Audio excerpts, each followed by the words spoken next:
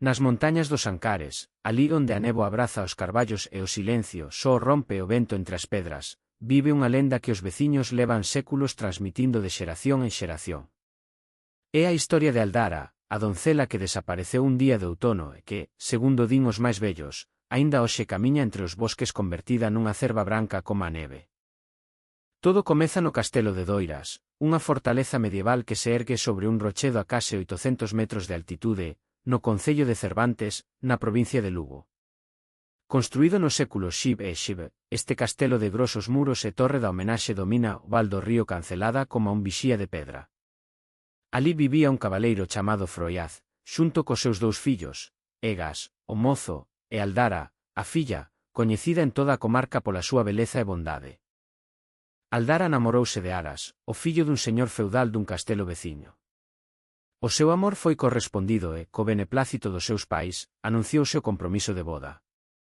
Pero un día de outono, mentres paseaba polos bosques que rodean o castelo, Aldara desapareceu. Buscárona sen descanso, o pai, o irmán, os criados, o seu prometido e toda a xente da comarca. Un ballesteiro afirmou tela visto camiñar cara a un regueiro próximo, mais por máis que buscaron, non atoparon rastro dela. Os días convertéronse en semanas, as semanas en meses. Ao final, con dor no corazón, a familia deuna por morta. Pasaron os anos. Egas, xa home feito, saíu de caza un día de moita neve polos montes que rodean o castelo. De súpeto, entre os carballos cubertos de branco, apareceu ante el un animal extraordinario. Unha cerva de pelaxe completamente branca, como se estivese feita de lúa e de néboa. Nunca vira nada igual. Sen pensalo dúas veces, armou o arco e disparou. A cerva caeu nun só disparo. Egas achegouse ao animal maravillado pola súa beleza, mais cando quixo levala para o castelo, decatouse de que era demasiado pesada para transportala el só.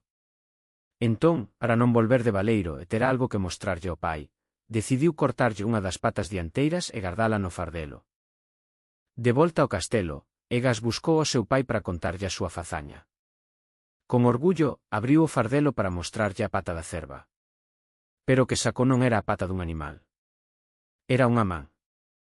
Unha man branca e fina, de muller, que aínda gotexaba sangue quente. E no dedo, brillaba un anel que tanto pai como fillo recoñeceron de inmediato. Era o anel que Aldara levaba posto o día que desaparecera. O silencio caeu sobre o castelo como un manto de pedra. Sen dicir palabra, os dous homes saíron correndo cara ao monte.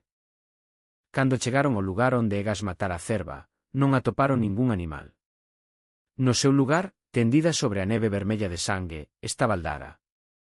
O seu vestido branco, o mesmo que levaba o día que desaparecera, estaba manchado sobre o corazón.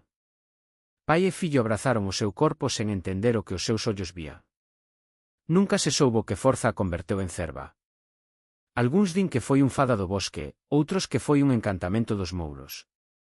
O que si se sabe é que só a morte foi quen de devolvela á súa forma humana. Dende aquela, os veciños dos Ancares contan que nas noites de inverno, cando a neve cobre os montes e a lúa ilumina os bosques, pódese ver a silueta dunha cerva branca camiñando entre os carballos. Algúns din que é Aldara, que segue a vagar polas terras que amou en vida, buscando ao seu prometido Aras, que nunca chegou a ser o seu esposo. A lenda da cerva branca dos Ancares é hoxe un dos mitos máis fermosos de Galicia, un recordo de que nestas montañas antigas, a fronteira entre o mundo dos vivos e o dos encantados é, ás veces, tan fina como a néboa do amencer.